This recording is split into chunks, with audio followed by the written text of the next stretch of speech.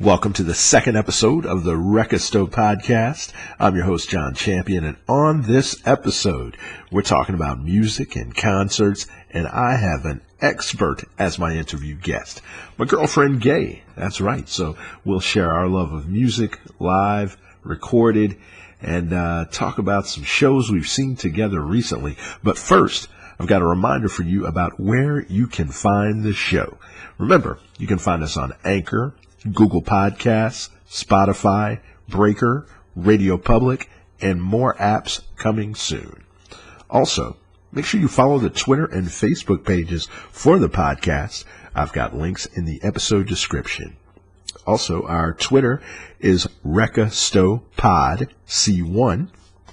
And you can, again, check out the Twitter and the Facebook pages every day of the week to see what I'm listening to since the last show, and also you can find links to that in the episode description.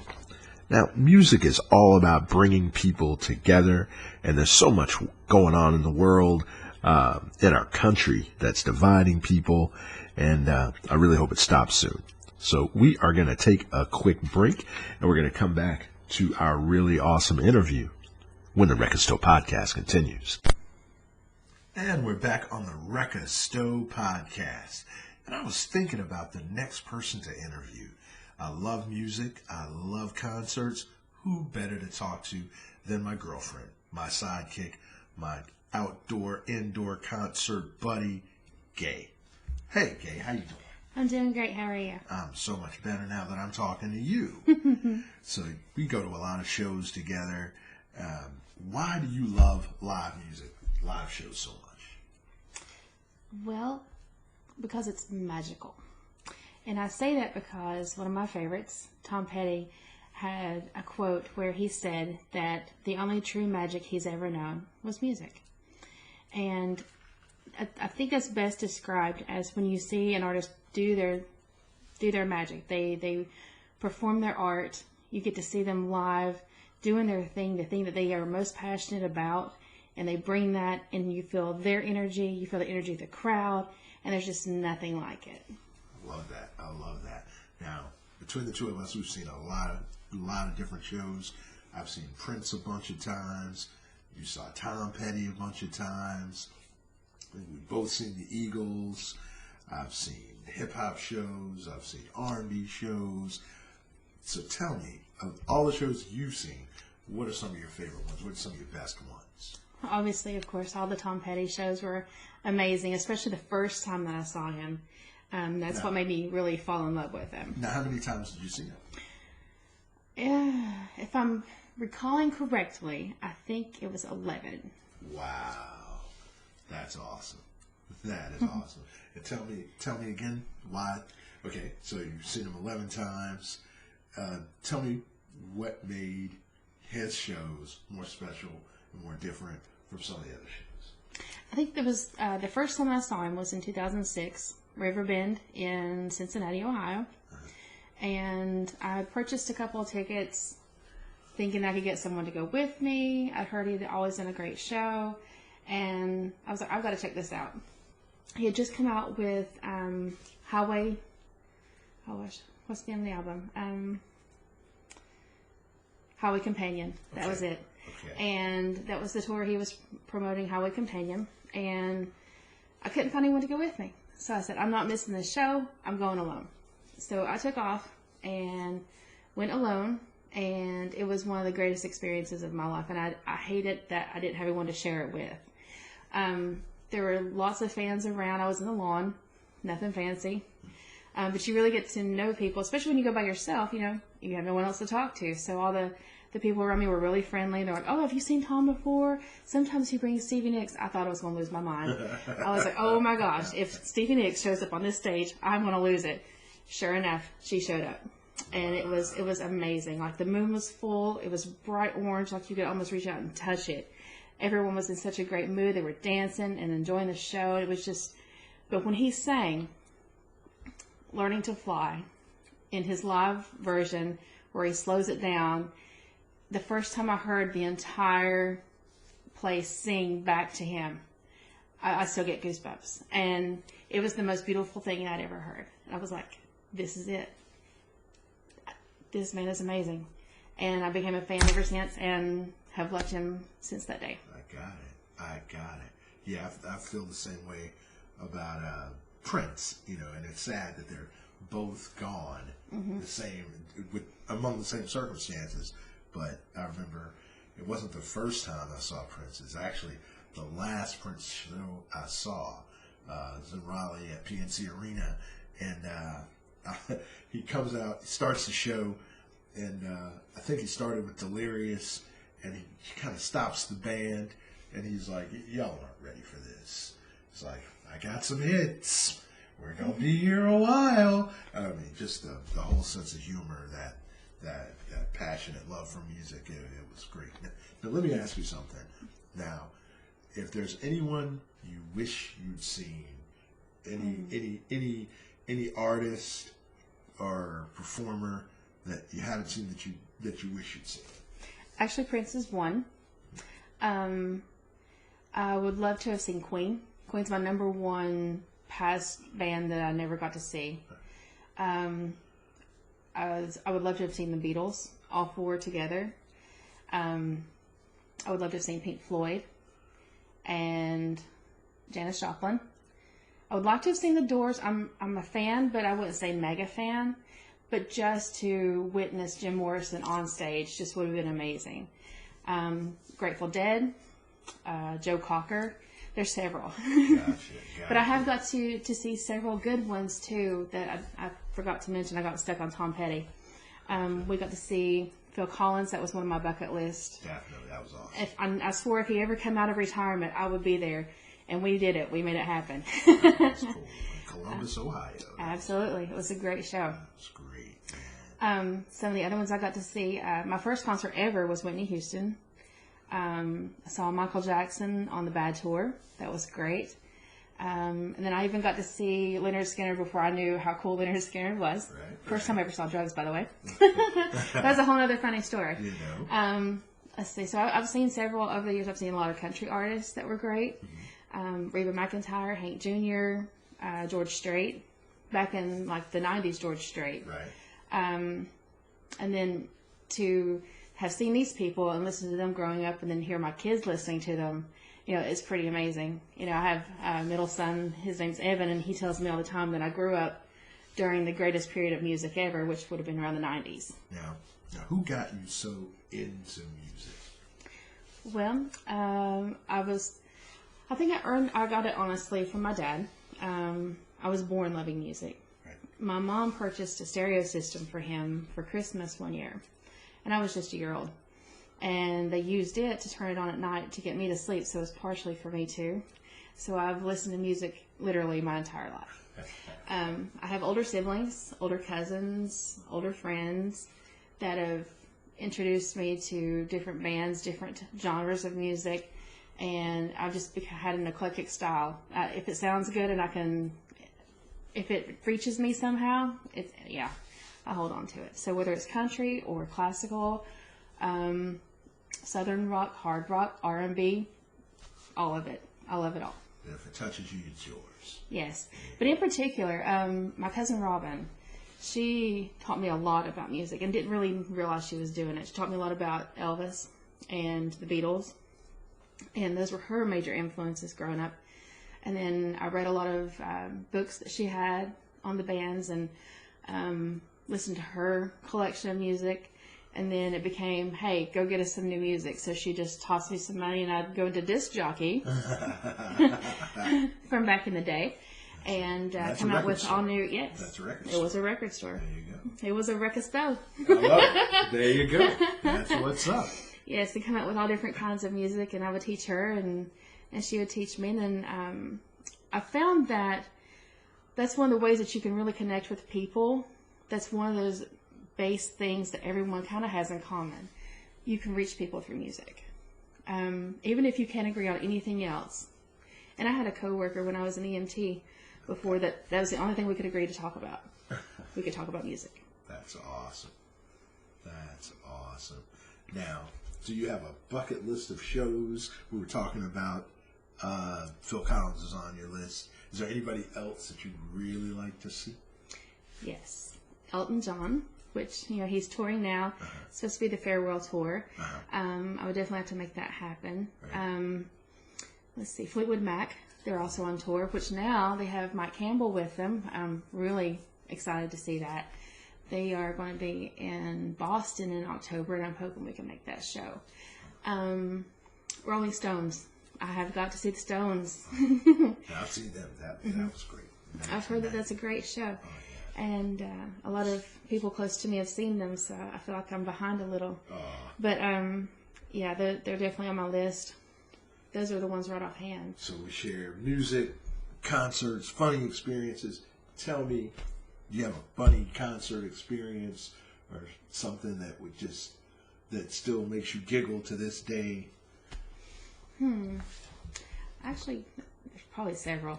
Okay. Let's see, funniest concert experience. Let's see. I can't think of anything terribly funny right offhand.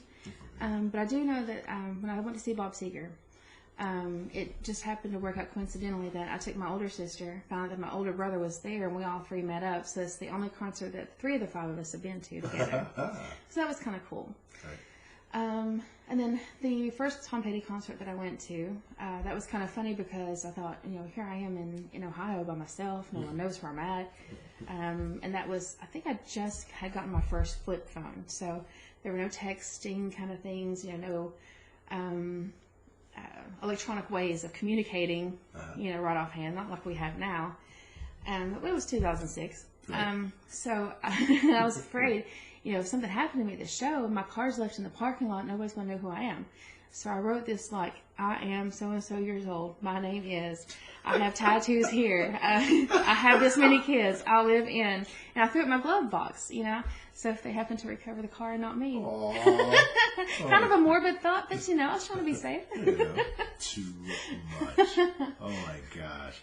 Now, so I have to ask you your worst concert experience. That is a tricky one. Because I don't think any of them have ever been bad. Right. Okay. And worse, I will say in terms of just sound. I don't know if it was just from where we were located in PNC Arena, but the mixtape tour had a kind of like a reverb. It's kind of echoey. It was hard to hear. Yeah. But it was still a great show. I enjoyed it. Enjoyed everyone's company. We had a great time. Kicking back old school. Love it.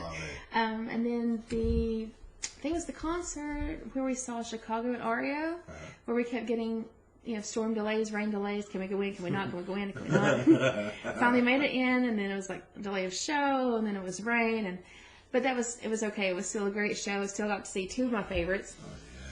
Yeah, so it was a good night anyway. That was it. Now, what's the farthest you've ever traveled from your home to see a show? If I'm not mistaken, I think the farthest I've ever traveled was to Hartford, Connecticut to see Tom Petty. And that was a special show because we saw him on, I think it was a Tuesday or a Wednesday in Cincinnati. I took my son to see him. I promised that I would take him to see Tom Petty the next time he toured, which was incidentally his 40th anniversary tour and also his last. So took him and his girlfriend to see them in Cincinnati. We took her home to Kentucky and then went straight on to Hartford from there. And it was an awesome road trip. We spent a lot of close time together, but it was great. I got to meet with my friend from Vermont. She came down to Hartford and we enjoyed Tom Petty together. So that was a really great experience. It was a long travel, but well worth it. To see him twice in 1 week with my son, both shows. Yeah, it was amazing. So I was really, really happy to get to see him twice on that tour. That is very, very cool. And I was going to bring up one that I thought was really neat. We went to see Matchbox 20. Oh, yes. Oh, yeah. And I'll never forget it. It's like, we're so close. And I'm going, man, this guy's singing to my girlfriend.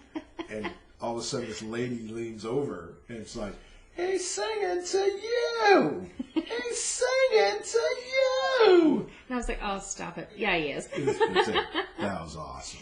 Yes, I have been a fan of Matchbox 20 for a long time and always had wanted to see them. So in reference back to the best shows, absolutely, that was one of my definitely top 5. Yeah, it was kind of a last minute thing. I called you, I got off work, said, hey, you want to go see Matchbox 20? I'm like, sure. So grabbed the tickets, grabbed you, we cleaned up the car, took a nap, went to the show, and it was blazing hot. Oh, yeah. Almost, well, it was uncomfortably hot. I don't think we had a dry article on us anywhere. But it was absolutely one of the best shows that I've ever been to. We were center stage, center row. It was like right in the front. Oh, yeah. And I've probably never been that close to anyone before. We just happened to luck into some great tickets. And oddly, I think our seat numbers were 20 and 21. Oh, yeah. So, yeah, 2 rows back for Matchbox 20 was a dream come true. And then for you to be with me was even more amazing. And so I think the best part of the show was when he was getting ready to sing Hang. And he said this was for all the ones that have been there from the very beginning. So, of course, you know, almost made me cry a little. But I sang right with him, and I think he was looking at me, but you know. I don't think anyone could deny it. Oh, man. Now, we just saw a show together recently. We saw Goo Goo Dolls and Train, and and Alan Stone, the opening act, was great too. I was amazed at how good that show was. Personally, you know, I thought, in my head, I was thinking, okay, the Goo Goo Dolls are the headliner, because I like so many of their songs. I went into it not realizing how many Train songs I knew. You know, I think it was a really good show. We're outside at Walnut Creek. It was hot. We're on the lawn, but it was still a great show. The sound was good. The lighting was really good. Yes. And I really, really, really enjoyed the opening act. Alan Stone has a super soulful voice.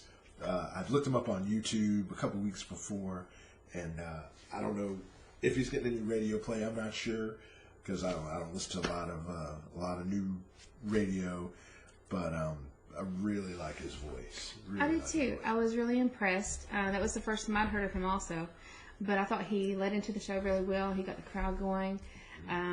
He had a really uplifting attitude and a really good stage presence, but not overly so. You know, he didn't wear you out before you got started, you know. And it was a good way to get the evening started. It actually did turn out a lot better than I expected as well. I had seen Goo Goo Dolls before. Actually, that was Evan's first concert when he was 7. Okay. So I took him to Louisville to see them at the Palace Theater for his 7th birthday. Wow. That was a great trip. He was getting so tired at the end of the show. He was sitting in the chair. He said, Mommy, I'm so tired. I said, it's okay, baby. This is almost over. But don't hang in there with me. This is the best part. Oh, nice. So he was a trooper. He hung in there. And he's loved music ever since. Actually, I got to take him to his first Foo Fighters show, but we can talk about that in a minute. Oh, yeah. But the Train show was great. Goo Goo Dolls reminded me of why I fell in love with them in the first place. Right. Why is that? Their music's very inspirational. It reaches you on an emotional level. You can identify with it. The message they're trying to get across and the good things they try to do, aside from being in the band, it's just a really beautiful thing. And it reminds me of why people make music and how we're all coming together. And when you look around and see everybody else singing and dancing with you, and they're singing their songs and dancing along, it's just a really, really beautiful thing. But Train blasted it out. Yeah, I was really, really impressed. I was too. And they did a Tom Petty cover, American Girl. That was good. I didn't expect that. I did not either. That was really good. They did a great job with it. Ended it off with a little free fall in there at the end. It's an excellent part of the show. Even did a little Drake. So I really like Train. I just didn't take into consideration how many good songs they had, and they had a really powerful, really good message of positivity, and that was cool. He gave the Raleigh-born guitarist a second try at a guitar solo on Meet Virginia. Guy's name is Luis. Really, really, really great guitarist. And I thought the lead singer, Pat, I thought that was really cool the way he did that. Pat Monahan's a pretty cool guy from what I've seen in interviews and some of the different things he's involved in. But I thought he had a great stage presence. He led the crowd really well. He got everybody involved, and And when a song comes out, or when you hear it and it touches you so much that it brings you to tears, or when it gives you the goose pimples or goosebumps, that's when they've done something. And I don't get that a lot with a lot of newer music. That heart and soul isn't really there with so many of the newer, and they're catchy and they're fun, but they don't have that emotional aspect. It doesn't sound like people working together. You know, I mean, there's something special about, okay, the guitarist and the drummer and the bassist, and they all have to put this thing together. It's like to me, this is just my opinion, the fewer people involved in it, the more cold and computerized it sounds. Yeah.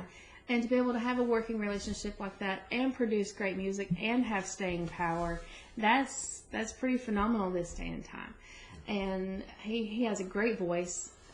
He's been able to reach a lot of people on that emotional level. They had a song on the Pay It Forward soundtrack that was really special.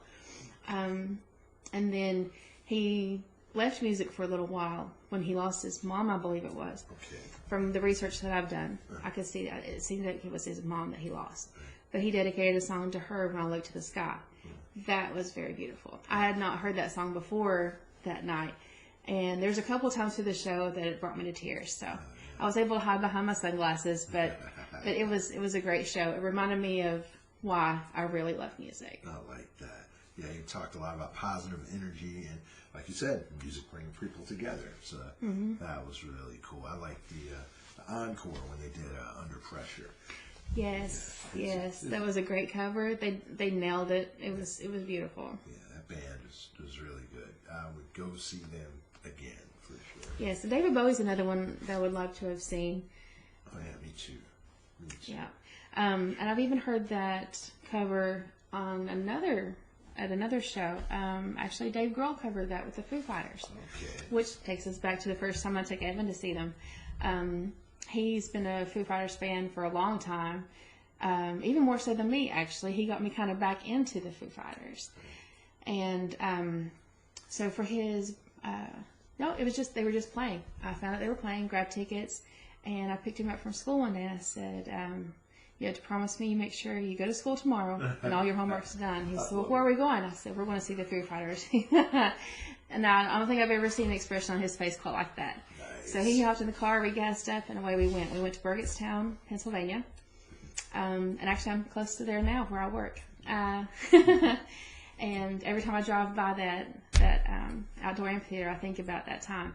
But in the middle of the show, Dave Grohl had mentioned that if you ever see him out and you mention to him that Under Pressure is the greatest song ever written, he'll buy you a drink. Which I thought that was pretty funny.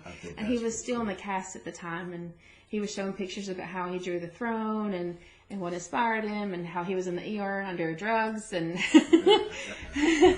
and had designed his set and everything. But it was a really cool show. And then I was able to go again with you and take you to a Foo Fighters show and let you experience all that is Dave Grohl. That's awesome. And fabulous Foo Fighters, yes. They were amazing. Really good show. And like I said, that was somebody I didn't really follow a whole lot, but seeing them with you and listening to them ahead of the show, I really have a much more appreciation for Foo Fighters now. And I wish that I had seen Michael Jackson. I wish that I'd gotten a chance to see him. I never got to see him perform live. And most definitely, truly one of the great entertainers, great performers.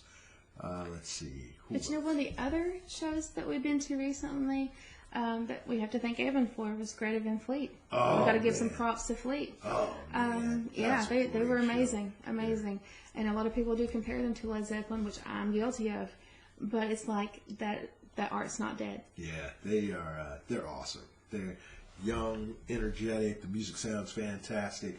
The thing that I really, really loved about that show, I lost my stuff.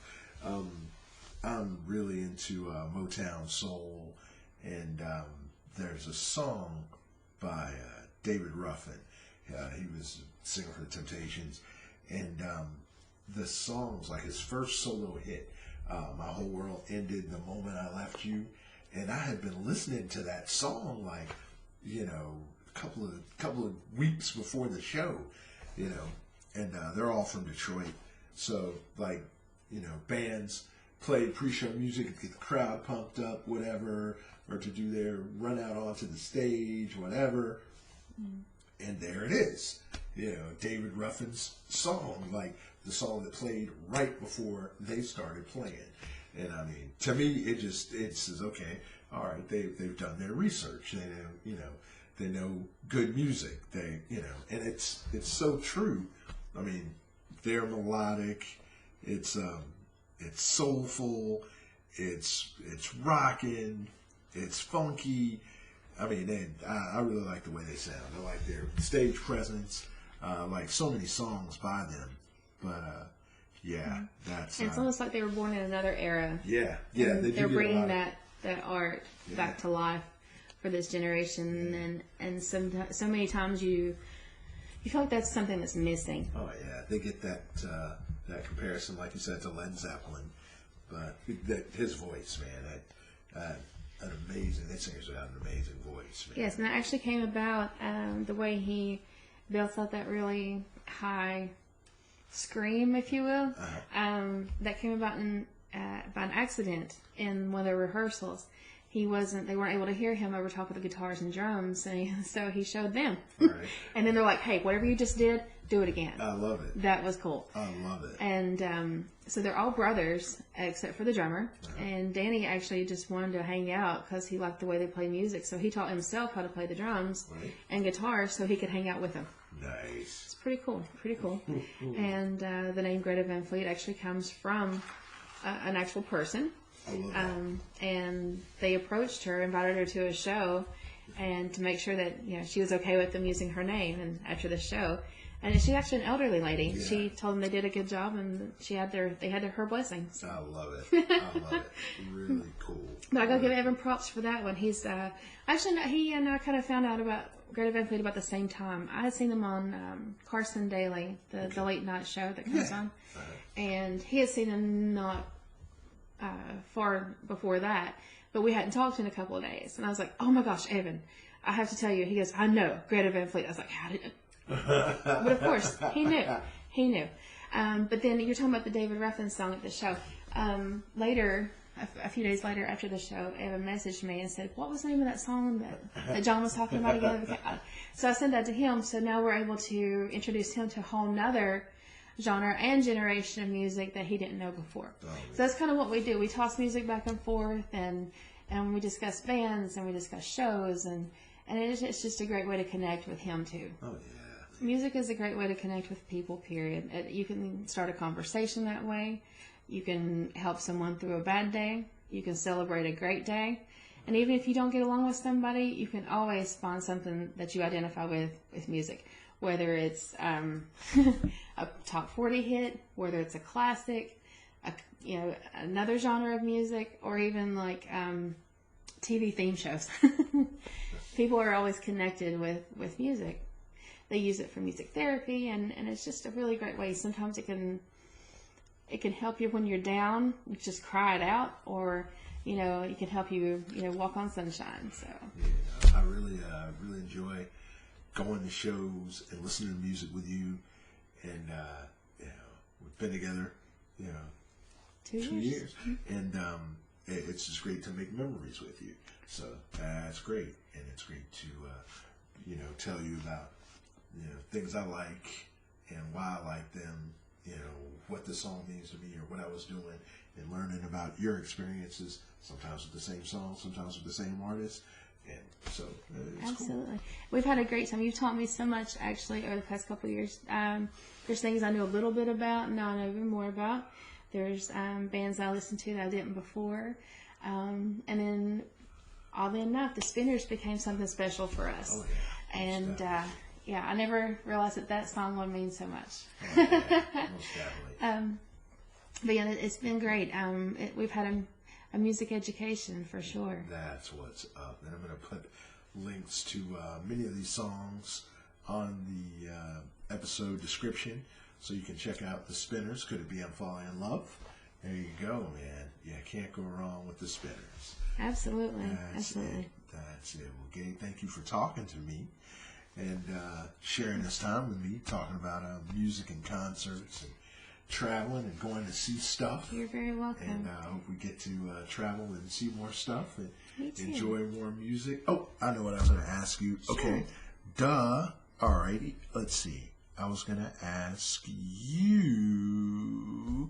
Okay. Would you rather see a concert in a coliseum or an outdoor venue? Oh, this one's easy. Well, for me anyway.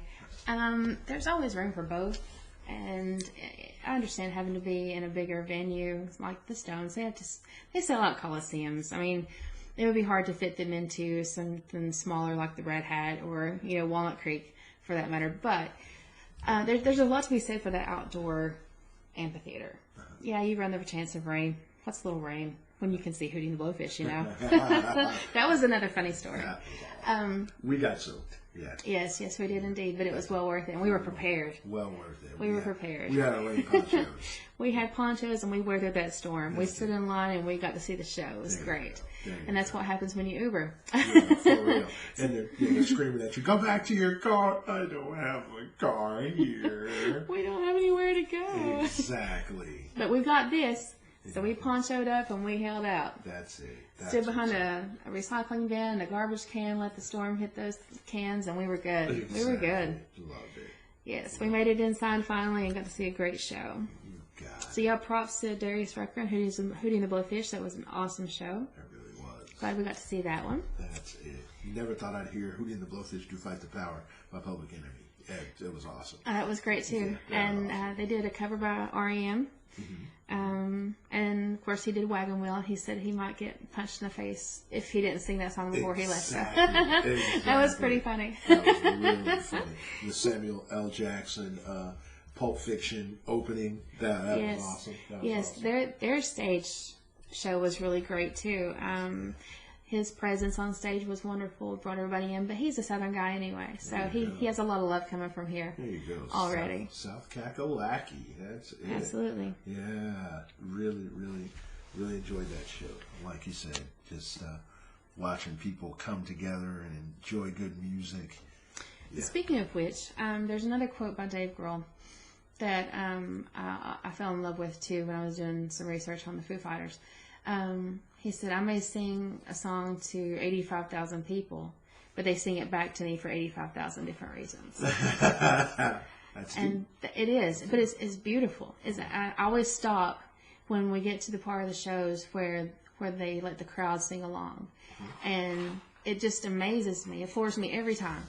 And I think that's the most beautiful part of any show, because all these people are actually singing for different reasons. Oh, yeah. Either it was something that brought back a memory, or it touched their heart, or made them feel an emotion, and you're sharing all that together. And there's so much bad in the world. So when you can have a few minutes where there's something beautiful, live in that moment and enjoy it. That's it. That's what it's about, living in the moment.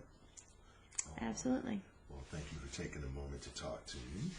It's been my pleasure. All right. You listen to the Wrecka Stow Podcast. And that's going to do it for the second episode of the Wrecka Stow Podcast. Special thanks to my girlfriend for the awesome interview, her amazing sons, her mom, and my best friends Ty and Alto for the encouragement. Thank you so much for listening.